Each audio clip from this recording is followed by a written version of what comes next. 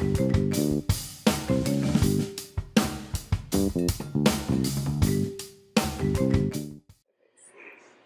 here at There in Brookhaven, and I'm sitting down with an actor, writer, spoken word artist, my good friend, Ingrid Alli. Paul Leslie. Thank you so much for doing this. It's always a pleasure, Paul, truly. I mean, you're my favorite interviewer thus far in my career, hands down. You're very kind. Thank you. Thank you.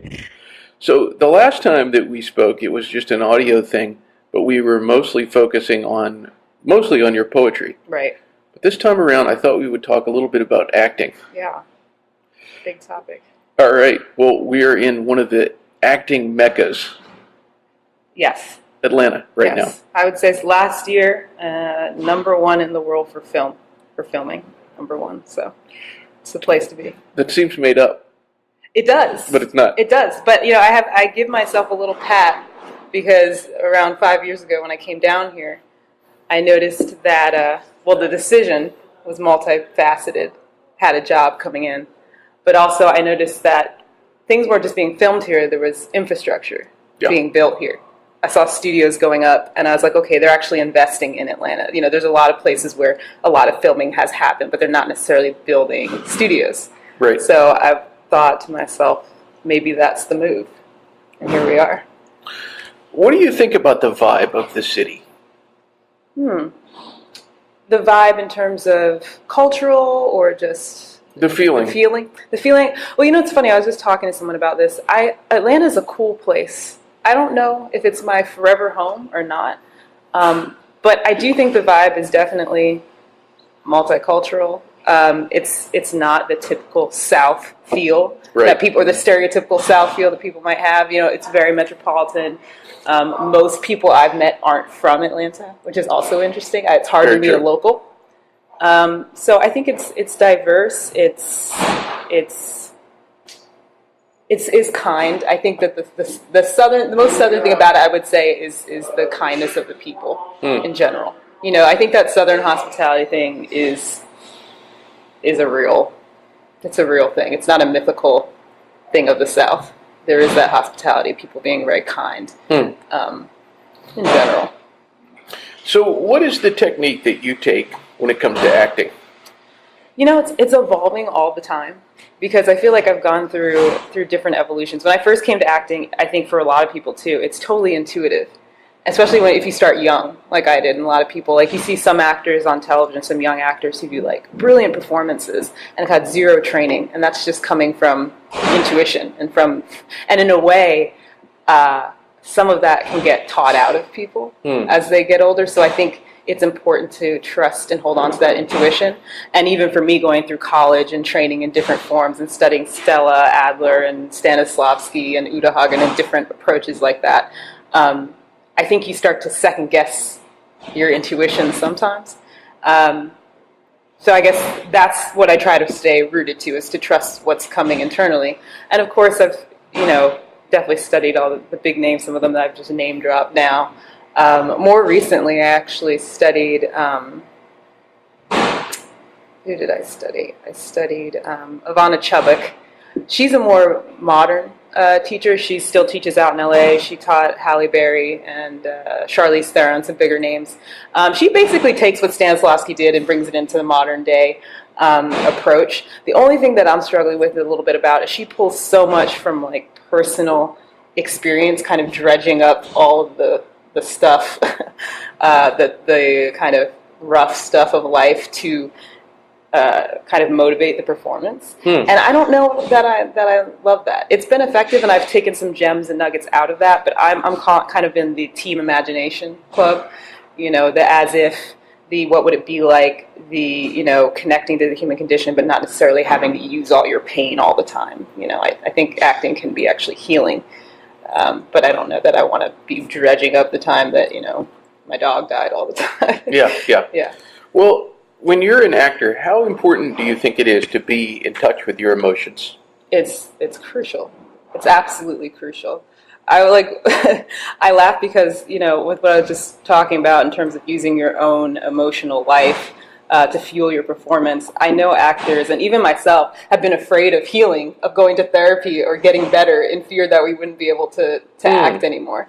But what I'm coming to learn is that I really feel like the more that you can heal, the more open you can be to emotion. Because I think the lack of facing things and opening up to things and dealing with your emotional challenge actually can be a block to being open and acting. And I think acting is all about being open in the mind and the body and, even physically, breathing and things like that. It's amazing sometimes you'd be working on a piece or working in class, for example, and the teacher might say, like, breathe. You're not breathing. And you take that breath and everything just filters in. All the emotion just comes up and it's like, oh, there it was. I was blocking it, And there's a timeliness to that as well. Sometimes people aren't ready to go there. Sometimes people just can't because they're not ready, because there's also an aspect within themselves and their personal life and their real life that they're not ready to look at yet. Why do you think that some people, and this I guess doesn't just apply to acting, it could apply to music or painting or whatever, why do some people make it and some people don't? That's a great question. I mean, I think there's a lot of answers to give to that. I mean, I do feel that perseverance is a big key. I love when Will Smith talks about his career, and he's continually saying, he's like, I'm not the most talented actor out there. I'm not the most talented person in any way, shape, or form, but I will be on set before you, and I will be gone after you. He's, going to put in every bit of everything he has into the work that he's doing. And I think that kind of commitment is crucial. For me as an actor who's coming up and auditioning and trying to hopefully get into some kind of role or opportunity that will open the door, I think it's important to remember there's so many actors who we admire now who, we're in the grind. We're really, but I think Jessica Chastain, one of my favorite actresses, was talking about, even when there was zero work for her, every day she was doing something to invest in her acting and her artistry. And I think that's a big part of it. And you never know when the next day could be your day. There's this famous story about an actress out in LA back in, I want to say the 40s maybe.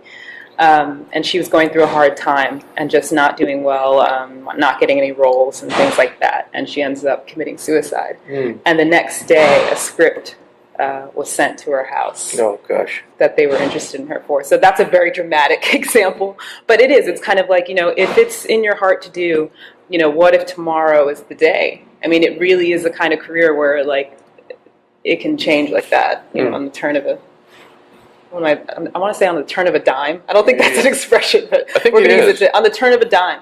Your career could change. So I think it's just having a very strong and healthy support system. And that's a very long answer to your question, but yeah. I can't remember the title of the book, but I think I referenced this to you before, but there's a book by Michael Caine on acting. And anytime I would see it in a bookstore, I was always drawn to it, because it was just really interesting, even though I'm not an actor. Yeah. But he said in the book, and I wanted to get your take on this, he said, if you are an actor, that is what you are. So your answer, because he waited tables, he worked at a restaurant actually, and he said when someone would ask him, what do you do? It was always, I'm an actor. And it was like, yeah, but don't you work at that restaurant? And he would say, yeah, but I'm an actor there too. I am an actor. I do other things. What do you think about that? Absolutely agree. I mean, that's my answer. I too have graced the restaurant scene, and that's my answer. It's if you're gonna, these are all identities that we, I'm this, I'm that. Ultimately, if you're gonna go spiritually deep into who are you, you're choosing an identity for yourself. But if I'm gonna identify as something in terms of being like as a career or as a passion, actor, absolutely. It's just what's in me to do. And even the times that I've been like, what am I doing? And just been begging God, why didn't I want to be an accountant or something? It'd be so much easier. No offense to accountants. I'm sure I couldn't do that. I could probably play one. Right. Hopefully. But like, I don't know. Yeah, I'm an actor. It's what's in me to do. And I think there's times where if you really evaluate it, acting is life. It's the study of the human condition. So at any point I can be looking at the world and learning to hopefully become a better performer. There has to have been moments where you said, like, this right here, this is why I do this. Yeah. Tell me about one of those. All right. What comes to mind? I was doing because I started in theater, so I was doing a musical at the time. I think it was Dirty Rotten Scoundrels, which is a kind of fun musical, and I was in the chorus. So I was just one of the kind of background people, for lack of a better term, but singing all of the major songs in it and doing the dance routines and numbers. And I remember kind of having this like existential kind of out of body experience where I was just like, this is my life right now. And it was professional theater, so I was like, I'm getting paid to do this. And I was doing this dance and this performance, and I felt electric, and it felt like a privilege, and it felt like, this is what I got to do. This is why I go through the, long periods sometimes of zero work. Mm-hmm. Because when you are working, there's nothing like it. If it's your passion, there's nothing like it. And especially for theater, I've focused more into film now. That's where I'm trying to build my career, but always love the theater. And, even just the smell of the theater, the sounds, the darkness when you first walk in, and the stage lights coming on and the heat of the lights on. I mean, there's all of that. It's where it's at, man. It's absolutely where it's at. Do you have, not just for stage, but also for the film, is there like a dream job, like a scenario that you could think, this is what I'd like to get into? I mean, and feel free to use your imagination. I mean, it could be if it was bound, I don't know if it's, yes, I love to play, I love period stuff, so I'd say doing a period piece would be up there, playing a singer from the 40s, or some kind of I like magical realism as well, something like that in a period piece. Or I love strong characters who are trying to overcome something, who are trying to find themselves. I'd love to do a film like directed by Wes Anderson or something, something. I love his stuff. I love filmmakers who have a very unique perspective. Like when you watch a film, when you watch a Wes Anderson film, it's Wes Anderson. Right. Or like Barry Jenkins, my God, like Moonlight and his films. Like he has a very strong voice. I'd love to work in something like that. That's kind of got its own unique vibe. What about someone that you would just be like, there's nobody you would rather share screen time with? Screen time with. A few people would come to mind. I mentioned Jessica Chastain. I really think she's a great talent. Cate Blanchett, just stunning. Mahershala Ali. He's the one guy who just he's been working, I'm sure, for forever. But in terms of being like A-list, this is in the past few years, he's just exploded. And his talent is just blows me away. I don't know if you've seen True Detective on HBO. I recommend it. The first season, excellent. Matthew McConaughey and Woody Harrelson. And then we have this new season featuring Mahershala, and forgive me, can't think of the other actor's name. He's also excellent. Second season kind of wasn't the greatest, but this third season is phenomenal. And the work that he does is just, man, I just feel like I'd learn so much from being in a scene with him. I think he'd push whoever he's with to bring their A game. Just being in his influence would be awesome. Yeah. So I kind of warned you about this before, but something that we did with this actor named David Hooser. Yeah. It was just like, he's a great guy, by the way. I've heard from like lots of women and stuff. He's very handsome. He's out there charming, being a player. Yeah, I think he's really hitting the streets. Well, he did we did. He like some spontaneous acting. Yeah. So I thought for you, we could either do that, or you could do one of your spoken word pieces. Or maybe you have an idea that's even better than mine. Interesting. How about this? I've got two monologues that come to mind. That's better. And I'll let you choose. Okay. So I have one that I've done from a really great film $1 Million Baby. Okay. Remember that came out with Hilary Swank? Yeah. She won the Academy Award for that, so no pressure on it. But it's just a piece that I really like, and I thought that the story was good. Again, someone fighting to be, their true self, fighting to find who they are. Mm-hmm. And then also one is a more classical piece from the play Camille that takes place in, I think, the early 1900s, and this courtesan has fallen in love with kind of an aristocrat, and his father has a problem with that because it challenges his position in society. And it's the scene where she's agreed to let him go, but he thinks that she really wants to do it and she doesn't. Which one do you think I'm going to choose? I don't know. Camille. All right. Do you want it? Should I give it to you or should I give it out here? Where do we want to give it out there? Present this? All right.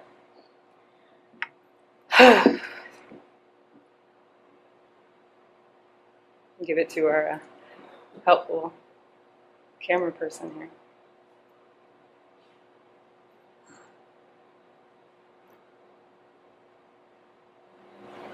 Don't tell me you love me, because only two things can come of it.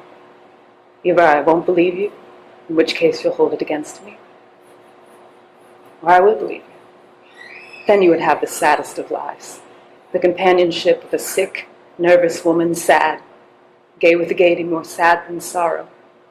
A woman who spends 100,000 francs a year now. That's good enough for an old Croesus like the Duke, but prove boring for a young man like yourself. But there, we're talking a lot of nonsense. Take my hand and let's join the others. They'll be wondering what's keeping us. Do you want me to give you some advice? Take the first coach and run away if what you tell me is true, or else love me as a good friend, but not otherwise. Come to see me, we shall laugh and talk. But do not overestimate my worth, for I am not worth much. You're a good man. You need to be loved. You are too young and too sensitive to live in our world. Love some other kind of woman, or marry. You see, I'm a decent sort. I want to be quite frank with you. So, it's settled. You don't love me anymore.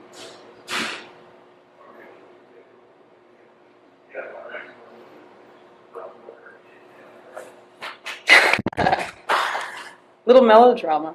My heart is beating out of my chest. Little melodrama. It's always fun. The well theater. Done. Thank you. Great.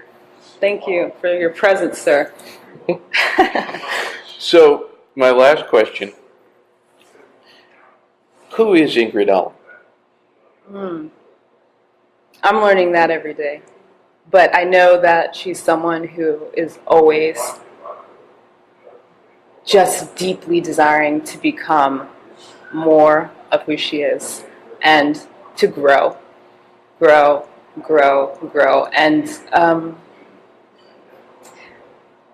take care with myself. As an actor, I will say this, and I'm sure a lot of actors experience that. I am so freaking hard on myself. I'm my own worst critic, and it doesn't really serve me either. I mean, it can in a way. It's good to be aware of what your work is and how you can improve, but when it becomes kind of deprecating, self-deprecating, or just I heard Kate Winslet talk about how her performance in Titanic, she just thought there was so much she could have done better. And we look at this and it's this great performance. I think most people would agree. So yes, there's going to be a part of an actor that's always going to be reevaluating and trying to grow. But to give myself a little bit of a break would be great. But yeah, Ingrid's here and she wants to kind of heal a bit of the human condition with showing a bit of what it is. And what it can be, and what it was, and what it might be, and all of that. Well, thank you very much. Thank you, Paul. Pleasure. True delight, once again. My pleasure. All right. Till next time.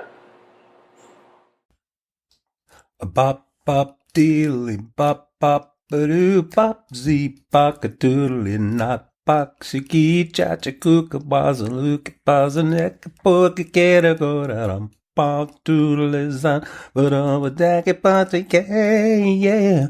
A zika laka puka long gone doodle boo. Goodbye.